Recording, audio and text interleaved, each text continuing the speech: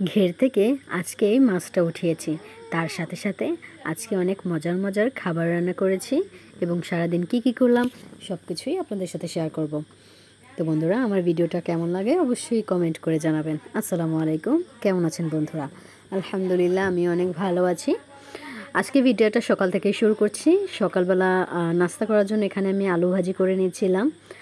আমাদের বাসায় আমরা মেহমান আছে, আমরা ফ্যামিলির লোকজন সবাই মিলে অনেকজনই আছি, তো সেজন্য একটু বেশি করেই করছি। এখানে এই যে রুটি বানিয়েছিলাম আর সাথে হচ্ছে আলু ভাজি। আজকে সকালের নাস্তাটা আমি এটা দিয়েই করলাম। তো এরপরে আমি রান্নাবান্না কী করব সেগুলো আস্তে আস্তে সব কিছু জোগাড় করে নিচ্ছিলাম। আজকে ঘের থেকে আম্মু মাছ ধরতে ছিল, বাসায় মাছ ছিল না। তো এই যে আমাদের ঘের থেকে এই মাছটা পেয়েছি। মাছটা অনেক ডিম ছিল। তো দেখেন আমার মেয়েটা মাছটা দেখে ভয় পাচ্ছিল, সে ধরতেই চাচ্ছিল না, বারবার বলতেছে ফিশ ফিশ। তো সে আবার একটু ফিশ পছন্দ করে, যার কারণে তার দাদু এই মাছটা ধরে এনেছে ঘের থেকে। এটা এই যে বড়শিতে পেয়েছি। তো এই মাছটাই আজকে রান্না করব। মাছটা একদম এই যে জ্যান্ত, দেখেন কেমন করে লাফাচ্ছে। আমি আপনাদের সাথে একটু শেয়ার করলাম। আর এইটা যখন আমি ভিডিও করতেছিলাম মেয়ে তো অনেক খুশি ছিল। তো এই প্রথম এরকমের বড় একটা মাছ আমরা পেয়েছি। দেখেন মাছটা কীভাবে লাফাচ্ছে। তো আজকে এই মাছটা রান্না করব। আম্মু এই মাছটা কেটে কুটে পরিষ্কার করে নিয়েছে, এটা রান্না করব। আর আজকে যা যা রান্না করব সেই সব কিছু আমি আগের থেকেই জোগাড় করে রেখেছি। তো এই যে মাছটা কেটে কুটে মশলা টশলা আমি মাখিয়ে নিচ্ছি। এখানে হলুদ মরিচ লবণ দিয়ে একটু তেলে ভেজে তারপরে মাছটা রান্না করব। এটা হালকা পাতলা ঝোল করব, যার কারণে আমি একটু আপনার মশলা কম দিয়েছি। আর পাতলা ঝোল খেতে কিন্তু এমনিতে অনেক ভালো লাগে। আর রান্না করেছিলাম আমি এই যে পুঁই শাক। পুঁই শাকটা আমি মাছের মাথাটা দিয়ে রান্না করেছি। এই যে আলু দিয়েছিলাম সাথে, দুটো খেতেই অনেক মজা হয়েছিল। এরপরে আমি দেখাচ্ছি এই যে বেগুন, আমাদের গাছ থেকে বেগুন নিয়ে এসেছে, সেই বেগুনটাও আজকে রান্না করব। এই বেগুনটা হালকা একটু তেলে ভেজে রান্না করব। এটা একদম গাছের ফ্রেশ বেগুন, খেতে অনেক ভালো লাগে। এখানে একটু আগে তেলে ভেজে তারপর হালকা মশলা দিয়ে রান্না করব। যে কোনো তরকারি যদি আমরা অনেক বেশি গ্রেভি না রেখে হালকা মশলা দিয়ে রান্না করে অল্প দিয়ে, তাহলে খেতেও অনেক ভালো লাগে আর তরকারির স্বাদটাও অনেক বেশি গুণ বেড়ে যায়।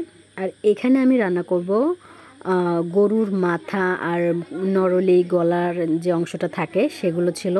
তো এখানে সব ধরনের মশলা কষিয়ে তারপর এখানে রান্না করব আমি। আজকে এই তরকারিতে আমি একটু কাঁচামরিচটা বেটে দিয়েছিলাম। আমার কাছে মনে হয় কাঁচামরিচ বেটে দিলে একটা আলাদা ফ্লেভার আসে, আর গোস্ত বা অন্যান্য যে কোনো তরকারি খেতে অনেক বেশি ভালো লাগে। তো সেজন্য আমি আজকে এটা আলাদা মশলাটা বেটে এই যে রান্না করেছি। তো এটা আপনাদের কাছে কেমন লেগেছে অবশ্যই কমেন্ট করে জানাবেন। এর সাথে আজকে ভেবেছি একটু খিচুড়ি রান্না করব। এখানে চাল ডাল একসাথে ভালো মতো মিশিয়ে নিয়েছি, এটা এখন ধুয়ে খিচুড়িটা রান্না করব। তো খিচুড়িতেও আজকে আমি খুবই অল্প পরিমাণ মশলা দিয়ে রান্না করতেছি। এর খিচুড়ির মধ্যে আমি আলু দিয়েছিলাম। সব কিছু রান্নার পিছনে একটাই কারণ, সেটা হচ্ছে বাইরে বৃষ্টি পড়তেছে, আর এই বৃষ্টির মধ্যে খিচুড়ি খেতে কিন্তু সবারই অনেক পছন্দ, আর আমার স্পেশালি আমাদের বাসায় সবাই অনেক পছন্দ করে। তো এই যে আমার খিচুড়ি রান্না কমপ্লিট।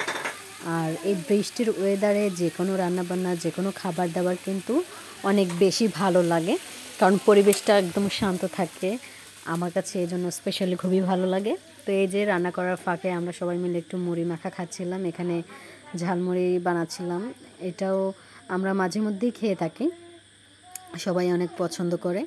তো এই যে আজকে রান্নাবান্না আমি টোটাল কী করলাম সেটাই এখন শেয়ার করেছি আপনাদের সাথে। এখানে এই যে বেগুন ভাজা করেছি, আর এরপরে আমি আপনাদের কাছে দেখাবো এই যে মাথা নরলি গলার এই যে পার্টটা থাকে এগুলো রান্না করেছি, সাথে পানি ডাইল আছে, আর হচ্ছে খিচুড়ি, সাথে আমি ভাতও রান্না করেছিলাম খুবই অল্প পরিমাণে। এরপরে বিকেলবেলা সোনামার বাসায় গিয়েছিলাম, সেখানে আমাকে কফি খেতে দিল। তো আজকের ভিডিওটা এ পর্যন্তই থাকবে বন্ধুরা। আশা করি আমার ভিডিওটা আপনাদের কাছে ভালো লেগেছে। অবশ্যই কমেন্ট করে জানাবেন কেমন লেগেছে। সবাই ভালো থাকেন। আল্লাহ হাফেজ।